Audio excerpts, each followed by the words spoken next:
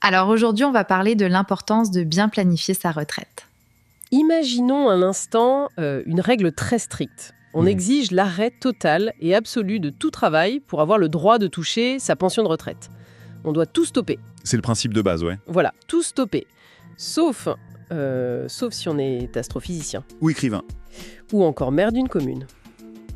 Là, bizarrement, la porte reste grande ouverte. À première vue, c'est clair que ça ressemble à une faille absurde dans le système. On dirait presque une mauvaise blague. Mais c'est pourtant écrit noir sur blanc dans les textes extrêmement sérieux qu'on analyse aujourd'hui. Et ces textes, c'est une véritable montagne de circulaires officiels qui viennent de l'assurance retraite. Pour cette exploration au cœur des documents, on se plonge vraiment dans les mises à jour très denses de 2023 et 2024. L'enjeu de notre analyse, c'est de décoder la mécanique interne de la retraite en France. Exactement. Et je précise bien qu'il ne s'agit pas du tout de débattre des choix politiques. On veut juste comprendre comment la machine fonctionne de l'intérieur. Le but est clair, on va soulever le capot de ce moteur administratif. On veut voir comment s'articulent concrètement ces fameuses nouvelles règles d'âge et de trimestre. Et la mission principale, pour ceux qui nous écoutent, c'est surtout de démystifier ce concept assez paradoxal de la cessation d'activité. C'est ça. Quand la loi exige-t-elle qu'on s'arrête réellement, physiquement, de travailler ? Et dans quel cas précis le système décide-t-il de fermer les yeux ? On doit vite s'apercevoir que derrière un jargon parfois hyper aride, ces règles sculptent littéralement la vie de millions de personnes. Absolument. Alors, le point de départ incontournable, c'est d'abord de fixer la nouvelle norme, non ? Oui, impossible de comprendre les exceptions et les subtilités sans avoir en tête le socle de base qui vient tout juste d'être redéfini. C'est ce qu'on pourrait appeler le déplacement de la ligne d'arrivée. Pour utiliser une image, c'est un peu comme si on participait à un marathon gigantesque. Ouais, avec des coureurs qui sont déjà sur le parcours, certains s'entraînent depuis 40 ans. Exactement, et soudain, les organisateurs annoncent au mégaphone que la ligne d'arrivée recule de quelques kilomètres. C'est une très bonne image en fait. Les textes fixent une bascule très précise pour les personnes nées à partir du 1er septembre 1961. Donc à partir de cette génération, l'âge légal d'ouverture des droits recule de 3 mois par année de naissance. C'est ça. Et cette mécanique d'escalier s'arrête sur un nouveau palier qui est de 64 ans pour toute personne née à partir de 1968. Et ce recul de l'âge légal s'accompagne d'un deuxième levier d'ajustement, c'est bien ça ? Tout à fait. C'est l'accélération de la durée d'assurance requise. Concrètement, c'est le nombre de trimestres nécessaires pour obtenir ce qu'on appelle une retraite à taux plein. Et le plafond, il est désormais fixé à 172 trimestres. Ce qui est notable dans ces circulaires, c'est vraiment la rapidité de l'application. C'est-à-dire ?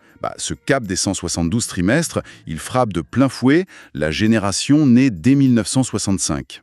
Alors que dans l'ancien paysage législatif, ça ne devait concerner que la génération 1973. Ah oui, c'est énorme. Ça donne le vertige quand on pose les chiffres sur la table.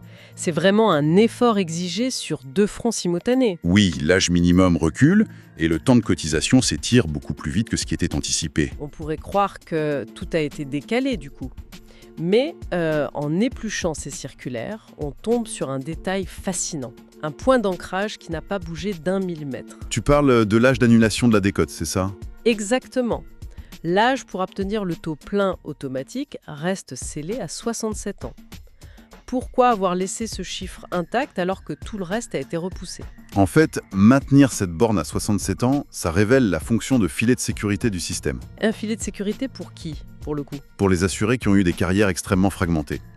La décote, pour préciser, c'est une pénalité financière définitive appliquée à la pension si on n'a pas le nombre de trimestres requis. Donc on part des périodes de chômage non indemnisées, des temps partiels subis, ce genre de parcours. Ouais, ou des carrières hachées par des problèmes de santé. Arrivé à 67 ans, peu importe qu'il manque 20 ou 30 trimestres au compteur, la pénalité saute. L'assuré obtient donc la garantie de son taux maximum de 50%. C'est ça. Déplacer cette borne aurait risqué de précipiter les profils les plus vulnérables dans une paupérisation vraiment sévère. La ligne d'arrivée recule, mais la voiture balai du marathon, elle, passe toujours à la même heure pour ramasser ceux qui n'en peuvent plus. C'est rassurant. C'est une nuance fondamentale. Mais bon, cette ligne d'arrivée mouvante crée forcément un effet domino. Et c'est là qu'on entre dans les dommages collatéraux. Reprenons une image de la vie courante. On est dans un parc d'attractions. D'accord, je te suis. L'attente est interminable, donc on décide de casser sa tirelire pour acheter un billet coupe-fil très cher pour accéder au manège plus vite. Et une fois payé, bim, la direction annonce au micro que l'attraction est retardée de toute façon pour tout le monde. Voilà, on a payé pour gagner du temps et ce temps vient d'être annulé par le règlement. C'est le dilemme absolu des personnes qui ont racheté des trimestres. L'administration a dû anticiper cette frustration et créer une voie de réparation financière. Donc les textes de 2023 prévoient que ceux nés à partir du 1er septembre 1961 peuvent demander le remboursement de ces trimestres achetés à prix d'or. Oui, ceux qui subissent la bascule peuvent récupérer cet argent.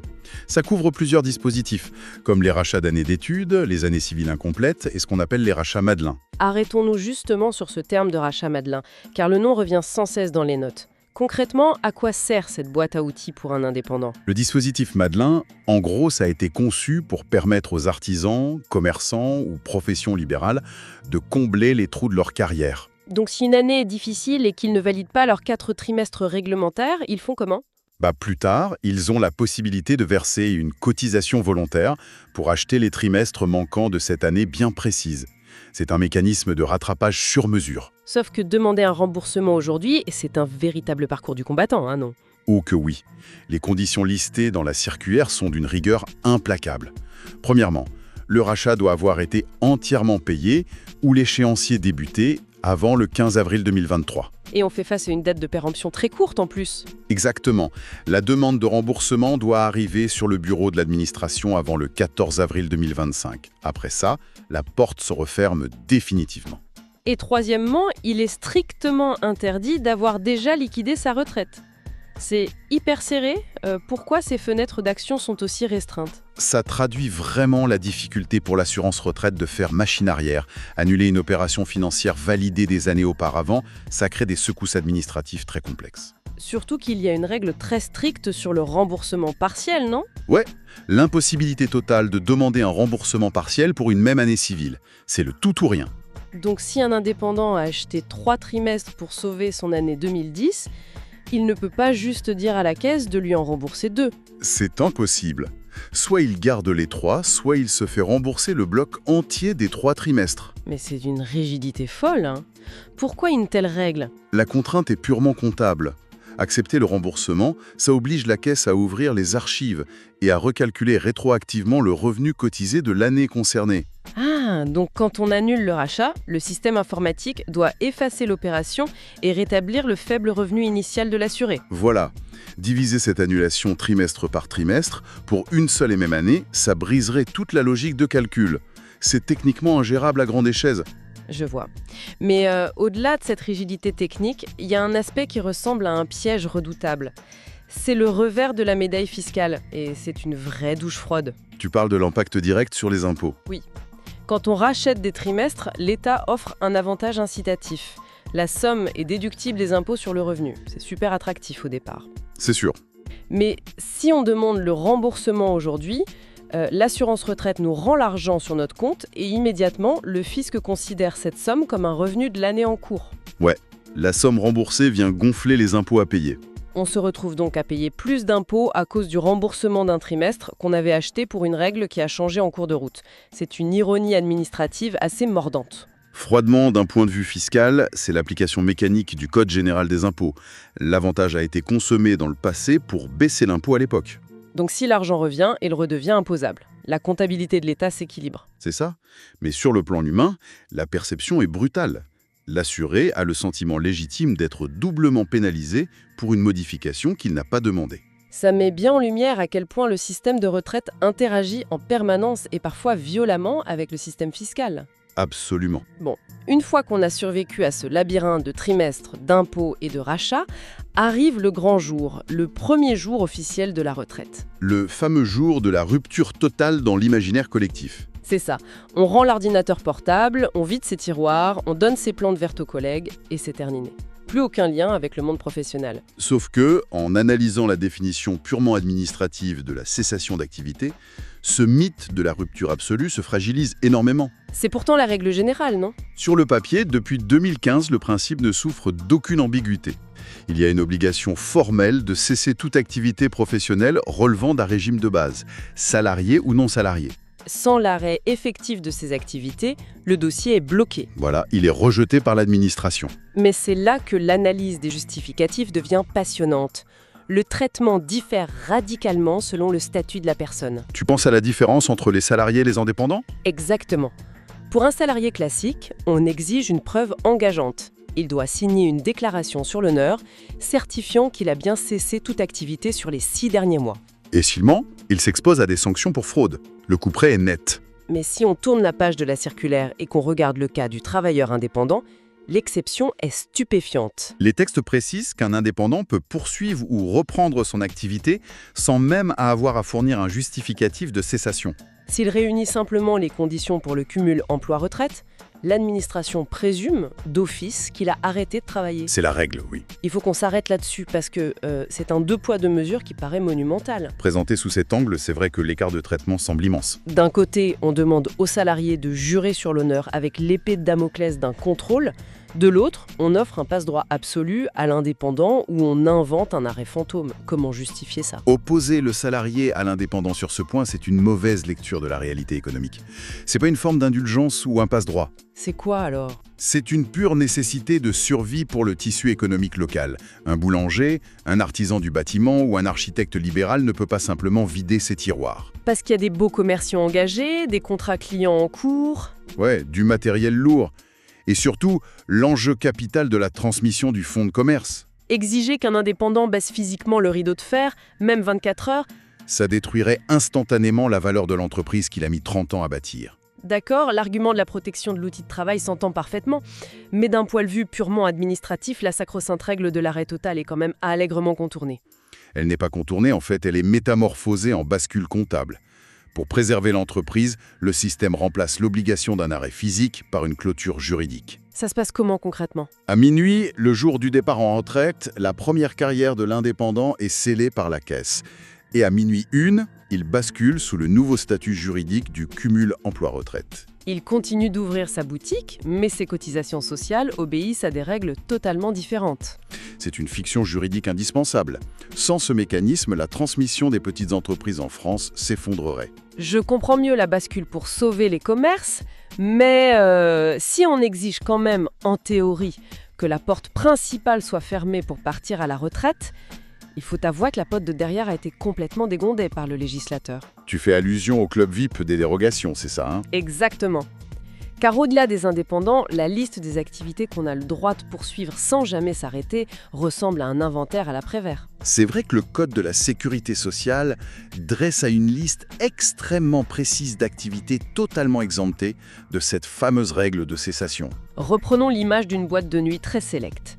À l'entrée, un videur administratif tient une liste d'invités. J'aime beaucoup l'image. Si on exerce une activité dite de faible importance, avec des revenus annuels qui ne dépassent pas un tiers du SMIC, la porte s'ouvre, on peut continuer. Et ça s'applique aussi si l'employeur fournit un simple logement de fonction en avantage en nature inférieur au SMIC mensuel. Mais le plus fascinant, ce sont les professions spécifiques. Imaginons la file d'attente.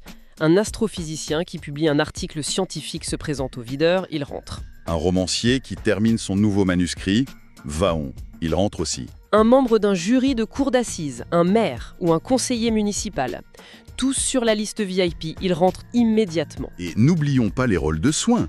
Une nourrice ou quelqu'un qui accueille des personnes âgées à son domicile, on leur déroule le tapis rouge. Ils gardent leur activité. Par contre, si on est caissier à mi-temps ou qu'on veut juste garder quelques heures de secrétariat pour arrondir les fins de mois, le videur nous laisse sur le trottoir. L'accès est refusé. La métaphore du videur illustre bien le ressenti d'arbitraire que peut avoir un assuré face à cette liste. C'est quand même super frustrant, non? Bien sûr, mais si l'on prend de la hauteur pour analyser la sociologie cachée derrière ces exemptions, le tableau prend tout son sens.